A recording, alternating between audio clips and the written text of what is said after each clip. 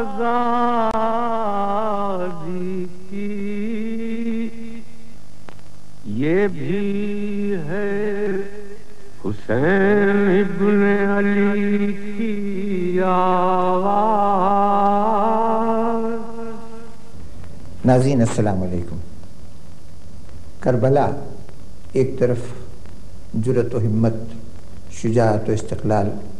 صبر و استقامت اور وفاداری، عہد کی پاسداری کا ایک واقعہ ہے۔ اس اعتبار سے جب کبھی کربلا کا ذکر ہوتا ہے تو نتیجے میں دلوں میں ایک ولولہ، ایک جوش اور استقامت کے لیے ایک ارادے کی قوت پیدا ہوتی ہے۔ دوسری طرف کربلا ایک درد بھری داستان ہے جس میں ایک گروہ ظلم و ستم کا نشانہ بنتا رہا اور اس کے مقابلے میں مصائب کو برداشت کرتے ہوئے مظلومیت کی راہ پہ گامزن رہا۔ کربلا کا یہ پہلو درد و اندوہ کے جذبات کو ہوا دیتا ہے اور سننے والوں کو اسے اس داستان کے سننے کے نتیجے میں غمگین بنا دیتا ہے۔ یہ تمام تاثراتی رد عمل جو واقعہ کربلا کو سننے، جاننے اور اس کے ذکر سے پیدا ہوتے ہیں وہ اکثر و بیشتر ہماری شاعری یا نظم کا موضوع ہے، لیکن اس کے ساتھ ساتھ کربلا ایک واقعہ بھی ہے، اور اس واقعہ ہونے کے ناطے سے ایک طرف تو یہ واقعہ نگاری کے حوالے سے نثر کا موضوع ہے، دوسری طرف اس کا جو فکری نتائج ہیں ان کو زیر بحث لانے کے لیے بھی نثر ہی ایک بہتر ذریعہ ہو سکتی ہے۔ تو جس طرح شاعری نے ذکر کربلا میں اپنا حق ادا کیا، اسی طرح نثر نے بھی اس ذکر کو قائم و دائم رکھا اور مختلف پیرائے میں یہ تذکرہ ہوتا رہا۔ کربلا کا پہلا نثری تذکرہ کربلا سے قریب ترین عہد میں آسمانی کتابوں کے تذکرے کے بعد اگر کسی کی زبان سے ہوا ہے تو وہ خود جناب ختم مرتبت محمد مصطفیٰ صلی اللہ علیہ وآلہ وسلم ہے۔ آپ نے وقوع سے پہلے امام حسین علیہ السلام کی ولادت کے مرحلے پر اور زندگی کے اور مواقع پر کربلا کے واقعات کے متعلق نہ صرف یہ کہ اشارات دیے بلکہ بڑے واضح ارشادات فرمائے۔ ان ارشادات کی حیثیت ایک نوع کی پیش گوئی کی ہے، آنے والے زمانے کی خبر دینے کے مترادف ہے۔ حضور صلی اللہ علیہ وآلہ وسلم ان واقعات کے ذریعے معاشرے کو کربلا کے لیے تیار کر رہے تھے۔ حضور کے ان ارشادات کے بعد کربلا کا ایک نثری تذکرہ ہمیں ان ہستیوں کی زبانی ملتا ہے جو کربلا کے ہم عصر تھے۔ اس میں کچھ صحابہ کرام ہیں، کچھ تابعین کرام ہیں کہ جنہوں نے جب شہادت امام حسین علیہ السلام کے خبر سنی ہے تو اس کے بعد اپنے دلی جذبات کا اظہار نثری انداز میں بھی کیا ہے، اور اس مرحلے پر یہ نثری جذبات کا اظہار نظم کے ذریعے سے اس جذبہ اظہار سے کچھ مقدار میں کم نہیں تھا۔ ان ہستیوں کے بعد جس نے کربلا کو نثر میں موضوع گفتگو بنایا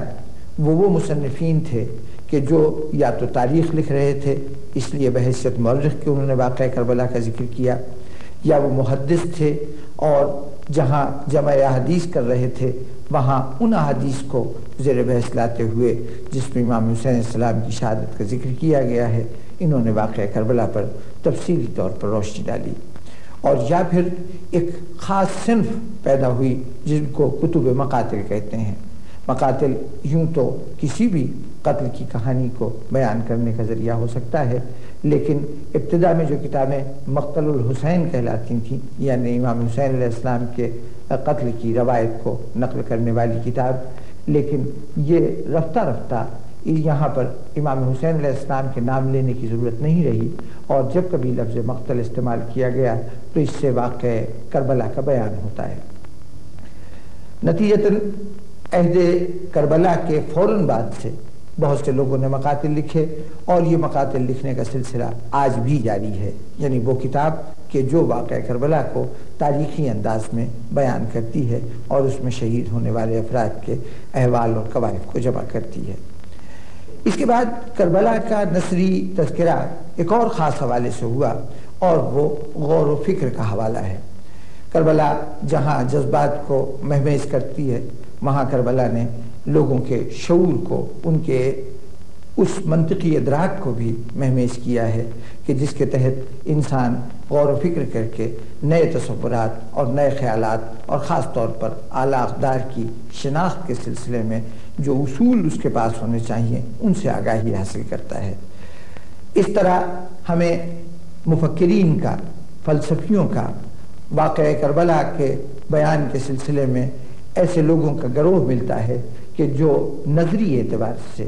اس واقعے کو جانچتے ہیں، پرکھتے ہیں، اس پہ تبصرہ کرتے ہیں اور پھر اس واقعے کی عظمت کا اعتراف اپنی رائے کی صورت میں کرتے ہیں۔ پھر کربلا کا ایک نثری تذکرہ بالواسطہ ہے، اور وہ تذکرہ ہے کہ جہاں پر یہ واقعہ لوگوں کے لیے ان کے ادب میں ایک سہارا بن جائے، ان کے مافی الضمیر کے اظہار کا۔ ایسی صورتحال شاعری کے اندر بھی ہوئی کہ کربلا ایک استعارہ بن گیا، اور شاعر بعض اوقات بعض خیالات کے اظہار کے لیے کربلا کو بنیاد اور ذریعہ بناتا ہے۔ بجن سے ہی اسی طرح سے واقعہ کربلا کو موضوع بنایا ہے ان لوگوں نے کہ جو نثر میں چیزیں لکھ رہے تھے، ایسے لوگ کہ جنہوں نے ناول لکھے، بعض لوگوں نے اپنے ڈراموں میں واقعہ کربلا کو بطور استعارے کے استعمال کیا، یا اس کا حوالہ اس انداز سے دیا کہ جہاں پر واضح ہو جاتا ہے کہ یہاں پر بات کہنے کے لیے سوائے کربلا کے اور کوئی ذریعہ نہیں تھا۔ انہی نثر نگاروں میں ایک وہ گروہ بھی ہے کہ جنہوں نے کربلا کے واقعات کو اس طرح سے نقل کیا کہ یہ واقعہ ایک ڈرامے کے سے الفاظ میں آ جائے، یہ ناول کے سے الفاظ میں آ جائے۔ یہ وہ مختلف ذرائع ہیں کہ جس سے وہ نثری ادب پیدا ہوا جس کا تعلق کربلا معلیٰ سے ہے اور واقعہ شہادت امام حسین علیہ السلام سے ہے۔ اب آئیے ہم ان حوالوں سے اپنے موجود سرمایہ ادب و تاریخ کو ایک نظر دیکھیں کہ یہاں کربلا کا انداز کس طریقے، کربلا کا بیان کس انداز سے ہوا ہے۔ کیسا یہ امتحان ہے خدایا حسین کا، لاشا جواں پسے کا بڑھاپا حسین کا، لاشا جواں پسے کا بڑھاپا حسین کا، کیسا یہ امتحان ہے خدایا حسین کا۔ انسانیت کو خون رلائے گا حشر تک، انسانیت کو خون رلائے گا حشر تک، تنہا پسر کی لاش اٹھانا حسین کا۔ کتب مقاتل میں کثرت کے ساتھ اس کی گواہیاں موجود ہیں کہ جناب زینب سلام اللہ علیہا جب امام حسین کی شہادت کی تشہیر کے لیے کربلا، کوفے سے شام، دربار اور قید خانے گئیں تو باطل قوتیں ختم ہو گئیں اور حسین ابن علی کا مقصد واضح ہو کر کائنات کے سامنے آ گیا۔ سن رہا ہے حسین کی آواز، جس کی جتنی حدیں سماعت ہے، جس کی جتنی حدیں سماعت ہے، زندگی میں جو معنویت ہے، ذکر شبیر کی بدولت ہے۔ سید الشہداء حضرت امام حسین علیہ السلام کی شہادت کو اصحاب کرام، ازواج رسول اور تابعین نے بیان فرمایا ہے۔ اس سلسلے میں سب سے اہم نام تو صحابی رسول حضرت حبیب بن مظاہر کا ہے کہ جو عظیم اور جلیل القدر صحابی ہیں کوفے میں، اور امام حسین علیہ السلام کے بچپن کے ساتھیوں میں سے بھی ہیں، اور آپ کو یہ خصوصیت حاصل ہے کہ امام حسین نے خود خط لکھ کر آپ کو نصرت کے لیے بلایا ہے اور آپ تشریف لے گئے۔ اس کے بعد ہمیں دوسرا صحابی حضرت جابر بن عبداللہ انصاری رضی اللہ عنہ کا بیان ملتا ہے۔ یہ پہلے صحابی ہیں کہ جو بعد شہادت امام حسین کربلا پہنچے ہیں زیارت کے لیے، اور روز اربعین یعنی چہلم کے دن پہنچے۔ غلام آپ کا بیان کرتا ہے کہ آپ نے غسل کیا نہر فرات میں، اور مجھ سے کہا کہ مجھے میرے مولا اور آقا سید الشہداء امام حسین کی قبر پر لے چلو۔ وہ کہتا ہے کہ جب میں لے کر آیا تو وہاں بہت سی قبریں تھیں۔ میں نے کہا اے صحابی رسول، مجھے نہیں معلوم کہ اس میں کون سی قبر امام حسین کی۔ کہا کوئی بات نہیں، کیونکہ جابر بن عبداللہ انصاری نابینا تھے، عمر کی وجہ سے، عمر رسیدہ ہونے کی وجہ سے، لہذا آپ نے فرمایا کوئی بات نہیں، مجھے قبروں کے درمیان کھڑا کر دو، میں خود معلوم کروں گا کہ میرے مولا کی قبر کون سی ہے۔ آپ نے کھڑے ہو کر فرمایا السلام علیک یا ابا عبداللہ، السلام علیک یا ابن رسول اللہ۔ تو یہ قبر سے جواب آئی کہ جابر تمہارا سلام قبول ہے، میرا سلام قبول کرو۔ جابر لپٹ گئے قبر سے، روتے رہے، اتنا روئے کہ بے ہوش ہو گئے۔ خواب میں دیکھا کہ امام حسین تشریف لائے ہیں اور کہا جابر بڑے اچھے موقع پر آئے ہو، میری بہن دمشق سے رہا ہو کر اور میرا بیٹا علی بن حسین قید سے رہا ہو کر میری زیارت کے لیے آ رہے ہیں، جاؤ اور ان کا استقبال کرو، میری طرف سے ان کو استقبال کرو۔ اس کے بعد ہمیں جو بہت اہم بیان ملتا ہے ترمذی شریف سے، وہ ملتا ہے ام المومنین حضرت ام سلمہ کا بیان، کہ فرماتی ہیں کہ میں گھر میں تھی کہ پیغمبر اسلام تشریف لائے اور کہا ام سلمہ میں کمرے میں آرام کر رہا ہوں، حجرے کا دروازہ بند کر دو اور کسی کو میرے پاس آنے کی اجازت مت دینا۔ فرماتی ہیں کہ کچھ دیر کے بعد چھوٹا شہزادہ امام حسین تشریف لائے اور آتے ہی مجھ سے پوچھا کہ میرے نانا کہاں ہیں۔ میں نے عرض کی کہ کمرے میں استراحت فرما رہے ہیں۔ کمرے کی طرف بڑھے تو میں نے روکا، میں نے کہا مجھ سے اللہ کے رسول نے یہ فرمایا تھا۔ تو ایک مرتبہ میری آنکھوں میں آنکھیں ڈال کے کہا کہ نانی جان کیا حسین کے لیے بھی نانا نے منع فرمایا؟ بس حسین کی آواز بلند ہوئی تو حجرے سے پیغمبر نے آواز دی کہ ام سلمہ میرے نواسے کو نہ روکو۔ فرماتی میں نے دروازہ کھولا، حسین کمرے میں داخل ہوئے اور میں نے حجرہ بند کر دیا۔ کوئی دیر نہیں گزری تھی کہ مجھے پیغمبر کے گریہ کی آواز آئی، بے تحاشا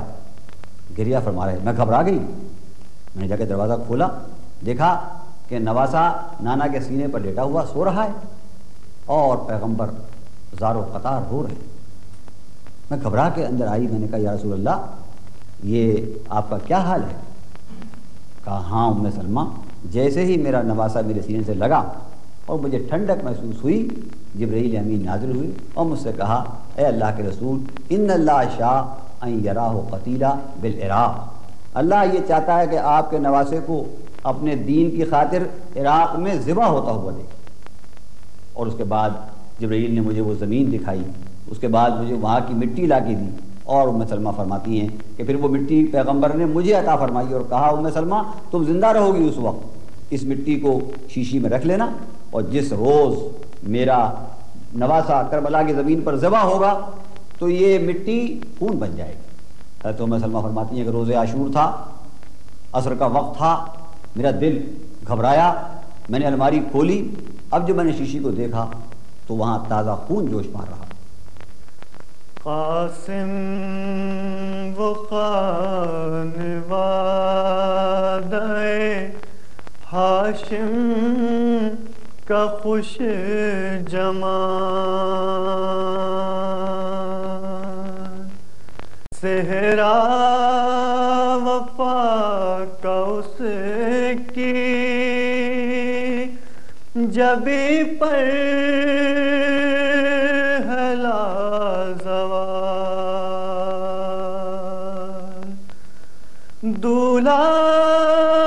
جہاں میں پھر کوئی ایسا نہیں بنا، میدان کارزار کا دولہا نہیں بنا، قاسم وہ خانوادہ ہاشم کا خوش جمال۔ کربلا ظلم کے خلاف ہی رد عمل ہے، تو بجائے اس کے کہ چیزوں کے نام گنا دیے جائیں کہ یہ کتابیں ہیں کربل کتھا سے لے کے اس میں چغتائی تک، یہ تو اپنی جگہ ہے، لیکن یہ کہ وہ تمام جو اثرات در آئے ہیں وہ غزل میں سچائی، ایمانداری، دیانتداری، شرافت، نجابت، ایک اپنی جان کا نذرانہ پیش کر دینا ایک حق کے تحفظ کے لیے، حسین یا کربلا میں جتنے کردار ہیں وہ سب اسی علامت کو لے کر آئے ہیں۔ اردو کی وہ بے شمار غزلیں، وہ تمام افسانے جو براہ راست کربلا کے حوالے سے نہیں لکھے جا رہے، لیکن اس میں جو داستان لکھی جا رہی ہے اس کے پس پردہ جو اثرات ہیں وہ واقع کربلا ہی کے ہیں۔ اس میں جو جیسا علی عرض کیا گیا، ایک بچھڑ جانے کا عمل، ایک کسی سے دور ہو جانا، یا یہ صرف محبوب کے حوالے سے نہیں ہے، کربلا میں وہ داستانیں موجود ہیں، حضرت قاسم کے حوالے سے جو نثر میں یا نظم میں سرمایہ موجود ہے، اس میں ایک جذبات جو ایک حوالے سے ہو سکتے ہیں وہ سب مشترکہ ہے۔ جیسے میں نے ابھی عرض کیا کہ ہم نثر اور نظم کو الگ نہیں کر سکتے، نظم کے زیر اثر نثر لکھی گئی۔ اقبال کی شاعری اس عہد کی بہت بڑی شاعری ہے جس نے واقعہ کربلا کو ایک بالکل نئے حوالے سے لکھا، ایک حریت کے حوالے سے، نقش اللہ پر سیاہ نوشت، ایک پوری ایک اسلامی جذبہ جو عام روش سے ہٹ کر لکھا گیا، وہ تمام اثرات جس میں حریت کو بنیاد بنایا گیا لیکن عام جذبوں سے ہٹ کر۔ اقبال کی شاعری اور اقبال کے زیر اثر وہ تمام تنقید جو لکھی گئی وہ سب نثر کے حوالے سے ہے، وہ تمام رویے جو اقبال کے زیر اثر آئے، وہ تمام جذبے، وہ تمام سچائیاں، وہ تمام فداکاریاں، یہ تمام جو ہیں یہ تمام نظم کے ذریعے نثر میں پہنچی۔ تو ہمارا افسانہ ہو، ہمارا ناول ہو، خود انتظار حسین کے بعد افسانے یا عصمت کے افسانے، خود پریم چند کے افسانے، یا بعد کی بالکل نئی نسل میں جو افسانے لکھے جا رہے ہیں، اس میں جو داستان لکھی جا رہی ہے وہ ہے تو بہت سے حوالوں سے،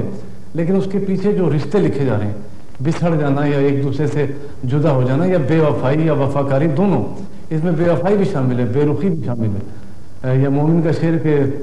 کریں تم سے ہم بے رخی توبہ توبہ، یہ کوفی کریں گے، یہ شامی کریں گے۔ تو یہ علامتیں کوفہ اور شام اور دمشق اور کربلا یا صحرا یا دریا یا فرات یا دھوپ کی شدت، یہ تمام وہ باتیں ہیں جو کہ نثر میں بھی اور نظم میں بھی ایک پورے انسانی حوالے سے، انسانی رشتے کے حوالے سے در رہی ہیں۔ اردو ادب پر واقع کربلا کے اثرات ایک بہت طویل جائزہ چاہتے ہیں، ایک بہت بڑی گفتگو ہے جو شروع ہوتی ہے جیسے میں نے عرض کیا کہ قلی قطب شاہ کے دور سے، اور ڈاکٹر گوپی چند نارنگ کی کتاب کربلا بطور استعارہ، وہ تمام حوالے بتائے گئے ہیں جس میں نثر ہے اور نظم ہے۔ ہائے حسین مصلح افکار مرحبا، اے بے نیاز رق و بسیار مرحبا، اے تیغ انقلاب کی جھنکار مرحبا، اے دست کردگار کی تلوار مرحبا، تو نے لہو سے شمع جلا دی عقول کی، ہوتا نہ تو نبض نہ چلتی اصول کی۔ امام حسین کی عظمت کے حوالے سے اگر غور کیا جائے تو اس مقصد کی عظمت بڑے روشن اور واضح ہو کر سامنے آ جاتی ہے کہ جس بلندی پر انسان ہوتا ہے وہ اپنی جان کا نذرانہ جس مقصد کے لیے پیش کرتا ہے وہ مقصد کس قدر بلند، کس قدر رفیع، کس قدر عظیم ہوگا۔ تو ایک بنیادی جہت واقعہ کربلا پر غور و فکر کی یہ ہے کہ ہم اس بات پر غور کریں، اس بات پر سوچیں کہ وہ کیا مقصد تھا، کیا اسباب تھے، کیا محرکات تھے، کیا اغراض تھے، کیا ہدف تھا کہ جس کے لیے امام حسین علیہ السلام نے اپنی جان کا نذرانہ پیش کیا۔ تو اس موضوع پر لکھنے والوں نے، بولنے والوں نے، سوچنے والوں نے مختلف جہتوں سے، مختلف زاویوں سے، مختلف سطحوں سے روشنی ڈالی ہے۔ اہل عرفان نے کہا کہ حقا کے بنائے لا الہ است حسین، انقلابیوں نے کہا کہ یہ دعوت انقلاب تھی، تاریخ پڑھنے والوں نے کہا کہ یہ ظلم کے خلاف جہاد کی دعوت تھی، معاشرے کی اصلاح کرنے والوں نے کہا کہ یہ ملت کے لیے اصلاح کی دعوت تھی، تزکیہ نفس سے تعلق رکھنے والوں نے کہا کہ یہ اپنے نفس کے تزکیے کی دعوت تھی۔ یہ سب باتیں اپنی اپنی جگہ پر درست ہیں اور ان میں کوئی تضاد نہیں ہے، اس لیے کہ واقعہ کربلا ایک ہماگیر واقعہ ہے، ایک عظیم واقعہ ہے۔ اس کے مختلف جہات ہیں، مختلف شیون ہیں، مختلف اس کے ڈائمنشنز ہیں کہ جس کے تحت ہم اس واقعے کی تعبیر و توضیح کرتے ہیں۔ لیکن اگر ہم اس گفتگو کو سمیٹنا چاہیں اور مختصراً اس بات کو عرض کرنا چاہیں تو پھر گفتگو یہ ہوگی کہ امام حسین علیہ السلام کے سامنے بنیادی مقصد دین اسلام کی اس تعبیر کو پیش کرنا تھا کہ جو قرآن اور سنت کے ذریعے ہمارے سامنے آئی ہے۔ سن 61 ہجری میں تاریخ نے کچھ ایسی کروٹ لے لی تھی کہ وہ پیغام جو قرآن اور سنت کے ذریعے ہم تک پہنچا تھا وہ غلط تعویلوں کا اور غلط تعبیروں کا شکار ہو گیا تھا، اور امام حسین سے یہ مطالبہ کیا جا رہا تھا کہ وہ اس غلط تعویل اور اس غلط تعبیر کی تصدیق کر دے۔ امام حسین علیہ السلام نے اس بات سے انکار کیا اور قرآن کا اور سنت کا احیاء کرنے کے لیے اقدام کیا۔ مقصد یہ تھا کہ دین اسلام کی جو تعلیم قرآن کے ذریعے اپنے کمال پر پہنچی اور پیغمبر آخر الزماں صلی اللہ علیہ وآلہ وسلم کے ذریعے انسانیت کے لیے فلاح کا پیغام بنی، اس کو اس کے حقیقی خد و خال کے ساتھ، اس کو اس کے حقیقی روح کے ساتھ، اس کے حقیقی مقصد کے ساتھ دنیا کے سامنے واضح اور اجاگر کر سکے۔ ان گفتگوؤں سے یہ اندازہ بخوبی ہو جاتا ہے کہ جس طرح مسلمانوں کی شاعری خواہ وہ کسی بھی مسلم زبان میں ہو وہ ذکر کربلا سے نہ صرف یہ کہ خالی نہیں ہے بلکہ کوئی ایک واقعہ اس سے زیادہ شعراء کا موضوع نہیں بنا ہے۔ اسی طریقے سے جہاں تک مسلمانوں کے نثری ادب کا تعلق ہے، چاہے وہ ادب ہو یعنی ایک فن کی نوعیت کی چیز ہو یا وہ تاریخ جیسی چیز ہو، اس میں ذکر کربلا انتہائی اہتمام سے کیا گیا ہے اور کوئی گوشہ خالی نہیں ہے کہ جہاں پر ذکر کربلا نہ پایا جائے۔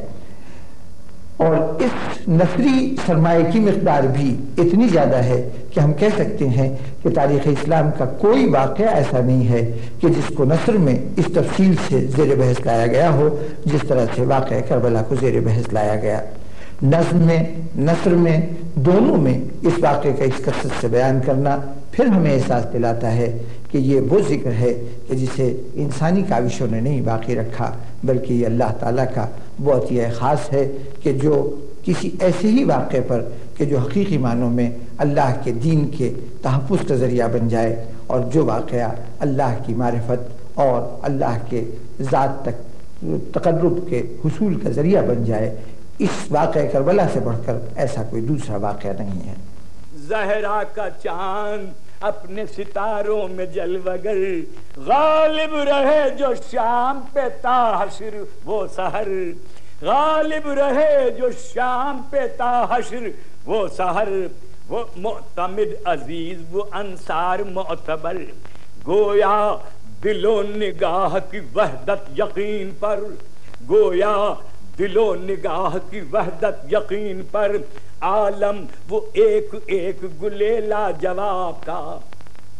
عالم وہ ایک ایک گلے لاجواب کا، مہکا ہوا تھا باغ رسالت مآب کا۔